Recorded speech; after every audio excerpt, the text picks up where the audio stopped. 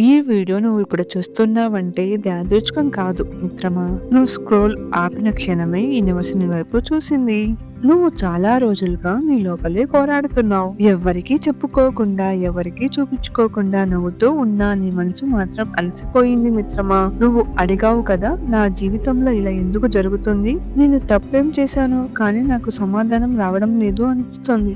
నిజం చెప్పనా, యూనివర్స్ నిన్ను శిక్షించడం లేదు, నిన్ను శక్తివంతురాలుగా తయారు చేస్తుంది.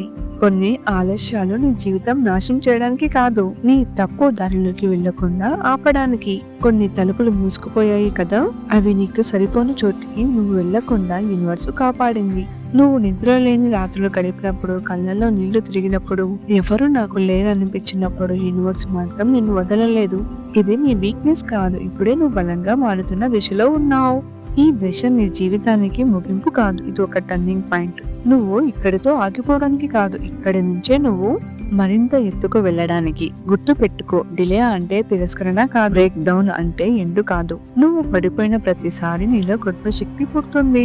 యూనివర్స్ ఎప్పుడు నువ్వు తట్టుకోలేని భారాన్ని ఇవ్వదు.